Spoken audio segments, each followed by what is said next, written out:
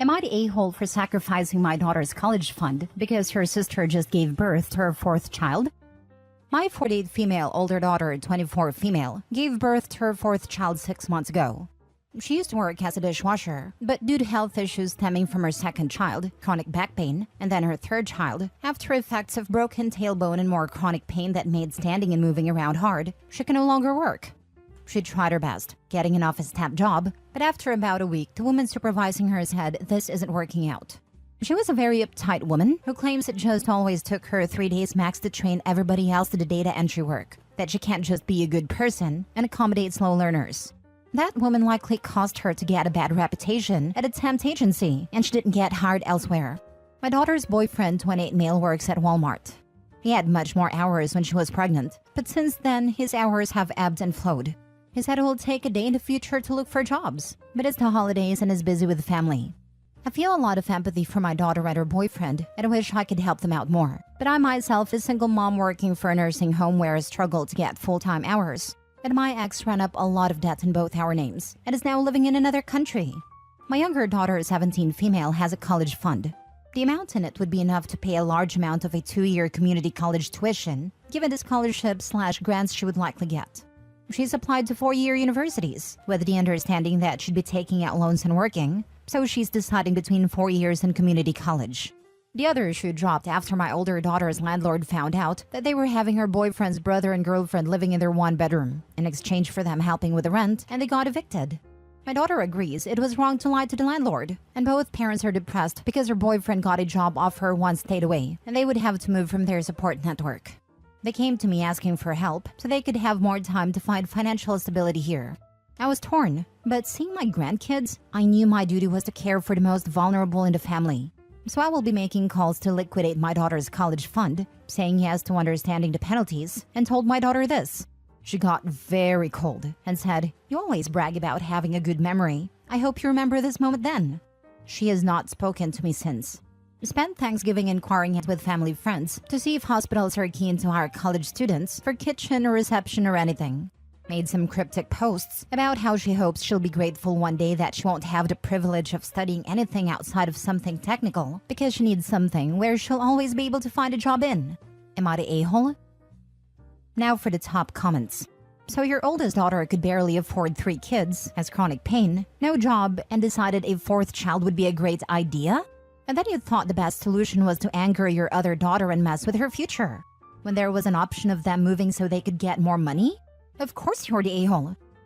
You're the a-hole. How can you not see what you have just done to your youngest daughter? Recall the advice your daughter gave you. It will be necessary to address the question of why you never see her, and why she refuses to allow you to see your grandkids. When OP's youngest daughter is successful in the future, OP will play the, "See, you didn't need my help anyways. It all worked out. Any difficulties you faced just made you stronger." And then she will wonder why her daughter isn't thanking her for giving the opportunity to do it on her own.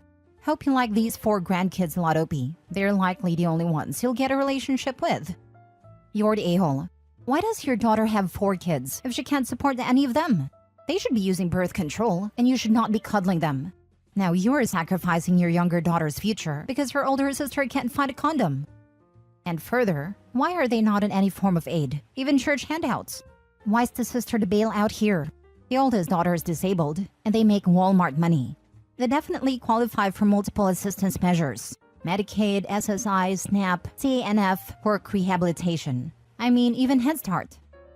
This seems like textbook learned/willful helplessness to me. Applying for aid requires recognizing that you're in a bad situation and need to do something about it. The oldest daughter doesn't think she needs to do anything about it, and refuses to acknowledge that she can, because she's learned that if she whines hard enough about things, others will fix her problems for her. She's been raised with no concept of personal ownership over the consequences of her actions, and OP is just reinforcing that again and again. Getting your mom to raid your sister's college fund requires a lot less time and effort than applying for aid for yourself. And the older sister sees nothing wrong with this, as she's obviously become incredibly self-centered and entitled as a result of all this favoritism. Helping family is great, but the way to actually do that is to help them take ownership of their problems, rather than just fixing it for them. The fact that OP didn't realize that she's the problem while tapping this out doesn't give me high hopes that the enablement won't continue. Next story. I kicked my step-granddaughter out of my house. For context, stepchild was evaluated and examined by a psychologist and physician the police department chose. The child showed no sign of abuse. The psychologist said stepchild is a danger to others and needs extensive help, and she advised we keep her away from our family. We tried to include her in our family, but she's made it damn near impossible. So I, 57 male, have a daughter who is 30, well, almost 31. In 2019, my daughter married her now husband who is a bit older than her, but not much. He's 39. I begged her not to marry him, not because I don't like him, but because of his terror of a child. My daughter has a son with my son-in-law, and my son-in-law has a 13-year-old daughter from a previous relationship. The 13-year-old has made it damn near impossible for my daughter to enjoy her baby. This child is incredibly dangerous in my opinion, and before the major event that caused me to cut contact with her, it was always something she had going. Last year, the 13-year-old stepchild told the school that my son, 22, had SA'd her, and it started a crap storm of police interviews and other things. It came out pretty quickly she was lying, because my son has a large burn scar that takes up the lower half of his body, and the stepchild couldn't identify it via photos. My son volunteered for and passed a polygraph test. The psychologist who interviewed both my son and the stepchild deduced rather quickly that the stepchild was lying. When confronted, the stepchild admitted she was lying, because she was angry my daughter wouldn't get her a laptop. We had a situation at Christmas before, where I bought my daughter a gaming laptop, and my step-granddaughter wanted it but her tantrum didn't work, so she decided to try and steal it. Still didn't work. I invited my daughter and grandson to Thanksgiving, and told my son-in-law he was more than welcome to come but his child was not. He said he understood. So, my daughter and my grandson and my son-in-law show up on Thanksgiving Day. Everything was going well until we hear the front door open and in walks stepchild. Apparently, her mother had gotten wind we were gathered at my house and decided stepchild should be included. I met stepchild at the foyer and told her she wasn't welcome in my home and needed to leave. She got smug, saying, "Well, my mom's already left, so," and tried to push past me. I held my arms out and stopped her, telling her to get out now. I forced her to back outside and told her she could wait by the mailbox while she called her mom to come get her. This child has never heard no more than a few times. I told my son-in-law he could do what he wanted as long as it didn't involve bringing her in my home. He went outside and came back in to tell us that apparently her mom thought we weren't allowed to gather unless it included stepchild. Her mom ended up coming back to get her only when I called the police. I had her and her mother trespassed. Her mom pitched a fit, but the officers fully understood once I provided proof this brat had lied on my son. Now everyone on my son-in-law's side is saying I'm an a-hole for being mean to a child, but frankly, I'd prefer never to see her again. Not the a-hole. The child obviously has either some type of mental illness or she is lashing out due to the divorce. Either way, she needs therapy and needs to stay with her mother until she gets help. I would not put my child/grandchild in the path of this little liar. By the way, the bio mother just dropped the girl off at Opie's house tells me where the granddaughter gets her attitude.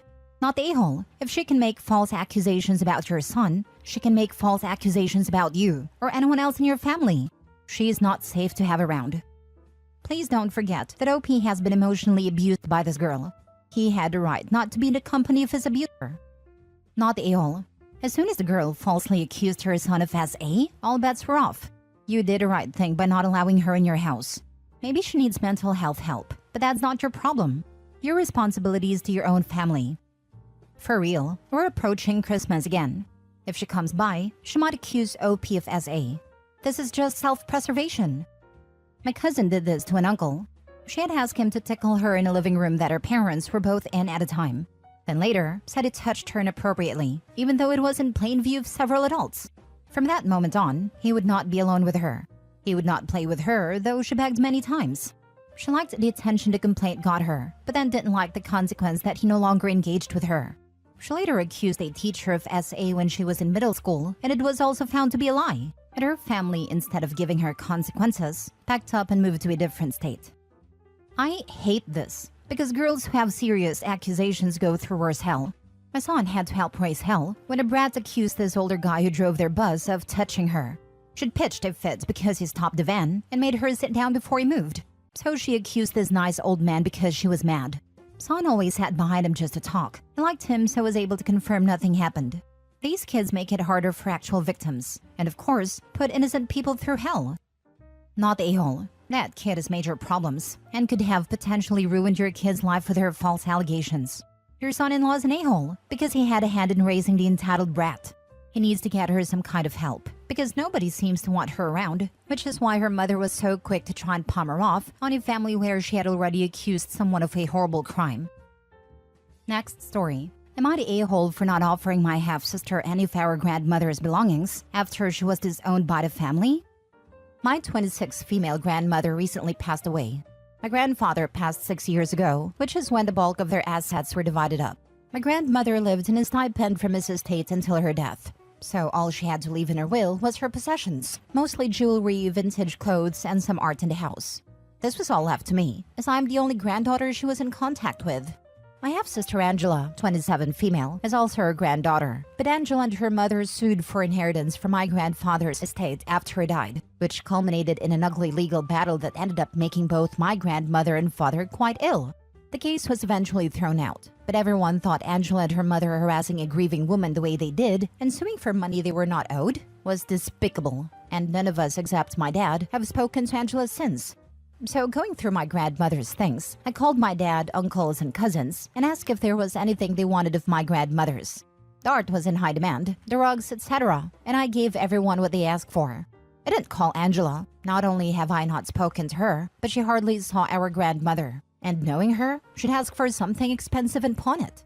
She heard from our dad that I'd be handing out things and found me in social media to chew me out for not offering her anything, calling me greedy, selfish, and a terrible person. She said she's entitled to have something and really should have had half of the stuff, given my grandmother had more than one granddaughter. I don't agree that she should have had half, because at the end of the day it was my grandmother's choice and her possessions. But I am wondering, given how hurt she sounded in her voice note, if I should have offered her something inexpensive / not sentimental, just as a token to be polite. Did I mess up? Now for the comments. Angela and her mother sound greedy. Your grandmother decided that she wanted everything to go to you. It is yours legally. You have the right to decide to distribute it to other family members, which you did. Do you think if you told Angela you would give her something inexpensive, not sentimental, she would have been satisfied? You know her better than Reddit does. Your dad was wrong to tell Angela what you had done with what you inherited. Not the a-hole. Block her. Tell your dad you do not want to communicate with her again. Tell your father if he thinks Angela should have something, he should give her something he has already received from you. Angela is living with the consequences of her actions. Cause and effect. Yes, this right here. OP is not the a-hole. One of my exes had to deal with predatory cousins selling off things they stole from his grandmother. They were living with her, and the family still doesn't know how much they looted and grifted from an old lady with increasing health issues and possibly dementia. Not the a-hole. Your grandmother's estate was left to you. It is up to you who you give things to. Your half-sister has no claim and no right to any of it. Your half-sister can be as hurt as she wants to be. It is all up to you.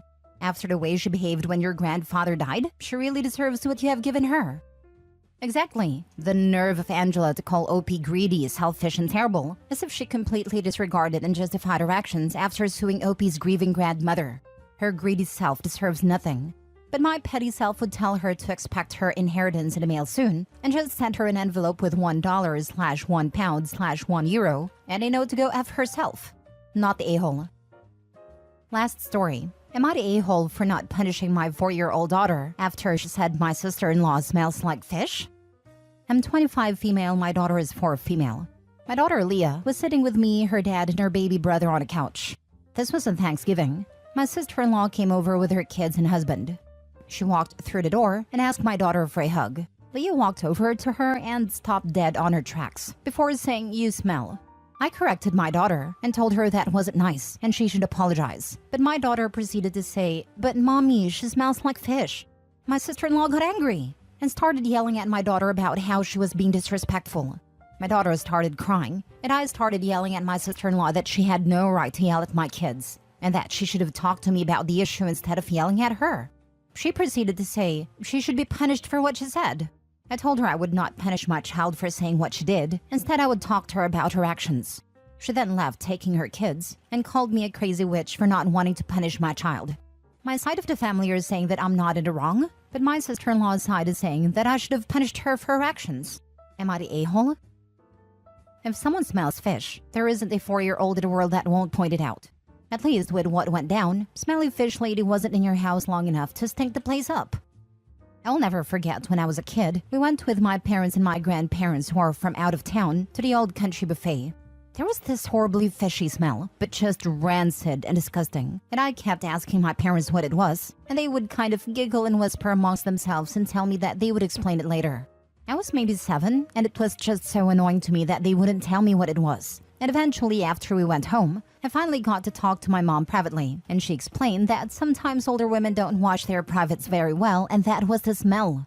It was so horrifying to hear that as a kid, lol, but I sure made sure to always wash my privates.